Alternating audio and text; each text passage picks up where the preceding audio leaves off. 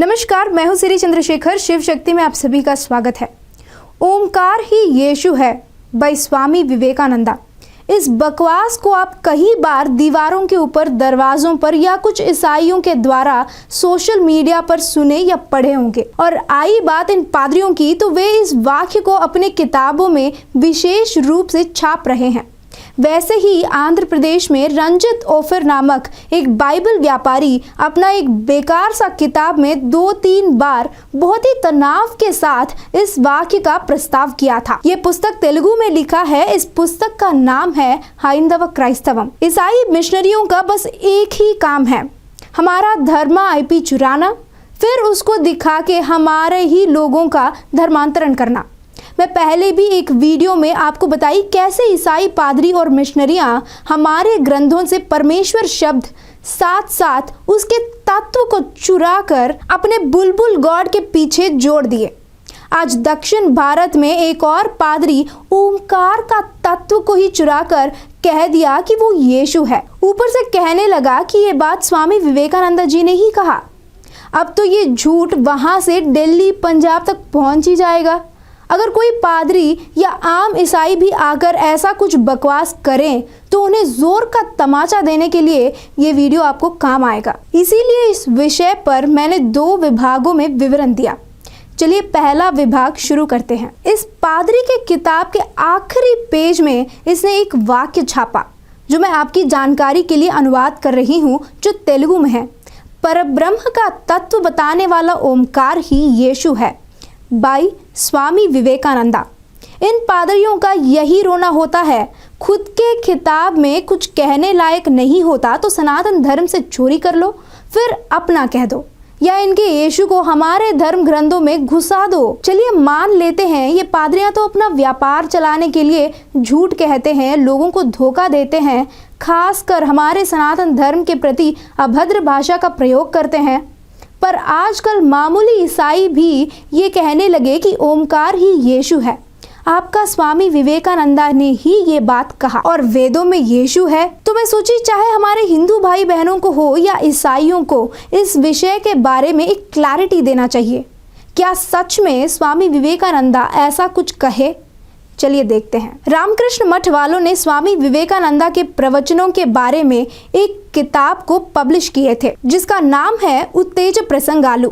ये तेलुगु में पब्लिश हुआ है, मतलब उत्तेजनीय प्रवचन। जब स्वामी जी 1893 में सर्वधर्म सम्मेलन में भाग लेने के लिए चिकागो गए थे, तब वहां के मलेच्छों ने स्वामी जी का हिंदुत्व के ऊपर प्रवचन सुनकर सनातन धर्म की ओर आकर्षित हुए थे और स्वामी जी का सम्मान भी किए थे। जब स्वामी जी अंग्रेजों को प्रबोधन करते हुए 2 साल तक वहीं पर रुके थे, तब उनकी एक अंग्रेजी विद्यार्थी ने स्वामी जी के शिक्षाओं को एक लेख के रूप में लिखी थी, जो आज इस किताब के रूप में मिल रहा है। अगर हम एक बार इस किताब के पेज नंबर 9 को पढ़ेंगे तो यह लिखा गया कि एक दिन ज्यादा लोग ना होने के बावजूद स्वामी विवेकानंदा समय बर्बाद किए बिना कक्षा में बाइबल को लाकर अपना प्रवचन शुरू किए थे। शायद ऐसा इसीलिए किया क्योंकि वहां पर सभी ईसाई मौजूद थे। बाइबल में से जॉन सुसमाचार, मतलब हिंदी में यूहान सुसमाचार में से स्वामी जी पढ़कर बता रहे थे कि शुरुआत में एक आवाज आया, वो आवाज भगवान से आया, तो आवाज ही भगवान है। ये बाइबल के वाक्य है। सच बताएं तो यीशु को भगवान जैसा दिखाने के लिए ही यूहान सुसमाचार में कुछ लाइनें जोड़े थे। वो उस समय था जब ईसाई मजहब में काफी बदलाव आ रहे थे और यीशु को भगवान जैसे दिखाने के लिए ईसाई काफी प्रयत्न कर रहे थे। तो यहाँ पर स्वामी जी इस चीज को लेकर कह रहे थे कि हिंदू इसी को माया कहते हैं और ये माया भगवान का तत्व बताने में बहुत ही मुख्य है, क्योंकि वह एक शक्ति है जो पूरे ब्रह्मांड में व्यापी उस भगवान को हम प्रकृति कहते हैं। और आवाज 2 प्रकार के हैं, एक प्रकृति के रूप में और दूसरा अवतार पुरुषों के रूप में, जैसे श्री कृष्ण, बुद्धा, जीसस और रामकृष्ण के रूप में पता चलता है। इस वाक्य को पढ़कर ये सारे पादरी ओमकार ही यीशु है बाय स्वामी विवेकानंदा कह रहे हैं। पर जैसे अभी आपने सुना, क्या स्वामी जी सच में ऐसा कुछ कहा? ऐसे कहे कि परब्रह्म का तत्व बताने वाला ओमकार ही यीशु है। वे ये बता रहे थे कि ये सारे अवतार पुरुष श्री कृष्ण, श्री राम और आदि ओमकार से आए हैं। अगर हम यीशु को भी एक गुरु जैसे मानेंगे तो वो भी ओमकार से ही आया है। ये बात कह रहे थे स्वामी जी। पर ये पादरी इस वाक्य का वक्रीकरण करके कह रहे हैं कि ओमकार ही यीशु जैसे इस धरती पर आया है। क्या करने? सूली पर लटकने। इस किताब में कई सारे जगहों पर यीशु और ईसाई के बारे में प्रस्ताव आया था। वैसे ही पेज नंबर 14 में पढ़ेंगे तो मैं इन लाइनों को अनुवाद करके संक्षिप्त में बता रही हूँ। यहाँ पर विवेकानंदा कह रहे हैं कि कोई भी ऊंच नीच नहीं होता, चाहे वो चींटी हो या परब्रह्म हो।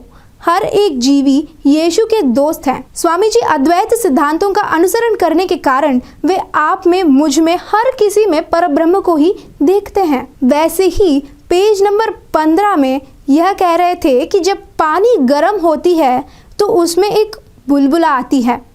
जब पानी ज़्यादा गर्म हो जाती है तो उसमें कई सारे बुलबुला आ जाती हैं जब तक वो पानी पूरा ख़त्म नहीं हो जाता। बुद्धा और यीशु दुनिया में रोशनी लाने वाले बड़े बुलबुला हैं, तो मूसा एक छोटा बुलबुला है। ऐसे कई सारे बुलबुले आते रहेंगे और एक दिन सब खत्म हो जाएंगे, फिर नया शुरू होगा। तो वे यहाँ सृष्टि चक्र के बारे में बता रहे थे कि कैसे ये लगातार बिना किसी रुकावट चलता है। पर ईसाई तो सृष्टि चक्र को मानते ही नहीं है। उनका मानना है कि सृष्टि सिर्फ एक ही बार हुआ था और फिर कभी नहीं होगा। यहाँ पर मुद्दा यह है कि स्वामी जी कह रहे थे कि ये यीशु जैसे बुलबुले सृष्टि में कई सारे आते और जाते रहेंगे। तो यहाँ पर स्वामी जी यीशु को एक पानी का बुलबुला से तुलना की। अब सवाल ये है कि कितने पादरी या ईसाई ये वाक्य को भी दीवारों और दरवाज़ों पर लिखेंगे कि यीशु एक पानी का बुलबुला है बाय स्वामी विवेकानंदा। इतना ही नहीं, स्वामी विवेकानंदा जी यीशु के बारे में और भी बहुत कुछ बोले। सुनने से पादरियों का हवा निकल जाएगा, इसीलिए थोड़ा सब्र कीजिए। समय को दृष्टि में रखते हुए विभाग 2 में इनके ऊपर विवरण दूंगी। अगले वीडियो में फिर मिलेंगे। जय श्री राम।